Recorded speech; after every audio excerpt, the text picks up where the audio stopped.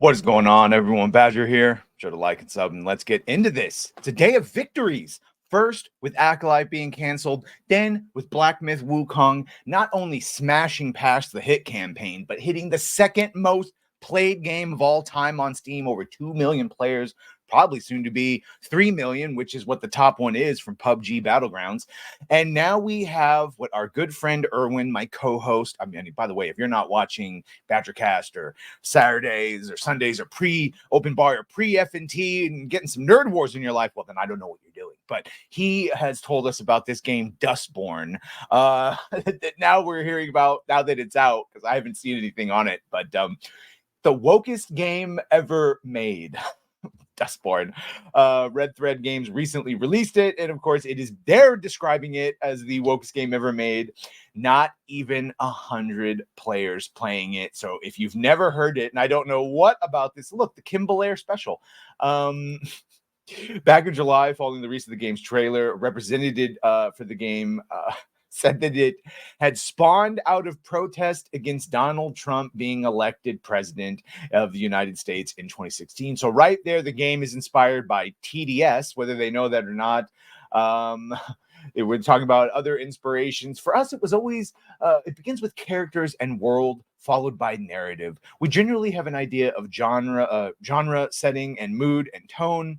I almost put a drunk 3PO, a genre, and then we build the game around that: art direction and game mechanics, engine specific features, and all of that. Which, that doesn't sound horrible. That's very different to how some studios operate, but Red Thread is first and foremost a storytelling studio. We use stories using game mechanics and interactivity, and I like those type of games. So you'd think this would be something I would like. Still, we wanted Dustborn to be an evolution of the work we did with Dreamfall Chapters. Oh, and we'll be mentioning that in a second.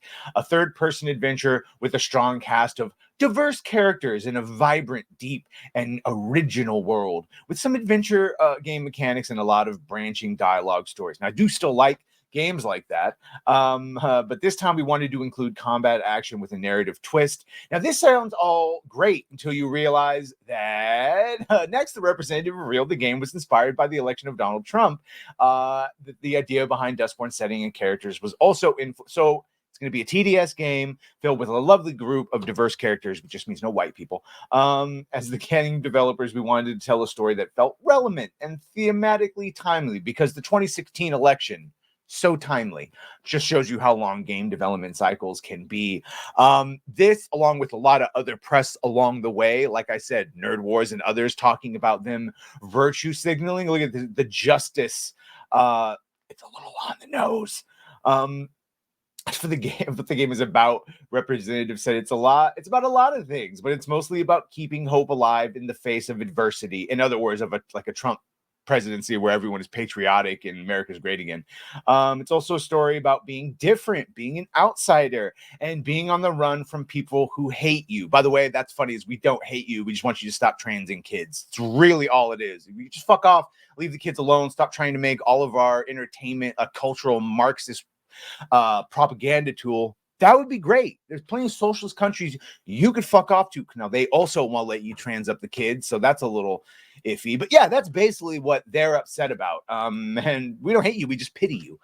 You guys definitely hate us, though.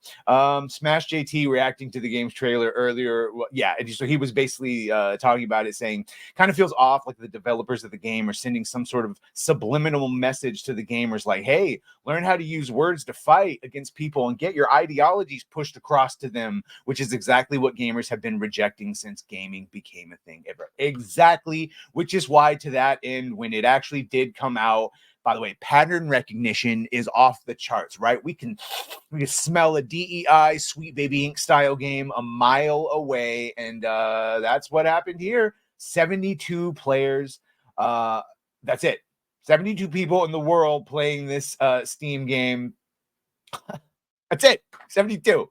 Enjoy, you lucky few. 72. And then if you just go to their 8 years ago Dreamfall chapters, yeah, over 1,000. You can see in the beginning, though, their spikes much different from this, where it's nothing. I mean, at least Dreamfall had people playing it with different content releases. You can see people coming in and out. This This is dead on arrival, and look, it went up for, and then boom, and I mean, there you go, 72.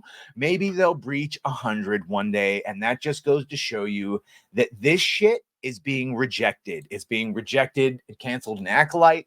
It's being rejected in other video game forms, which is why Wukong is being embraced, and it's being rejected here, and even these indie things, which is where these indie games used to thrive. Now they come out and they've polluted even their own spaces because they failed to police their own. That's what happens. Anyway, a day of victories. Let's go. Go buy your lottery tickets. Make sure to like, share, and sub. If you have done that, thank you. If you're going to do that, thank you. And well, bye.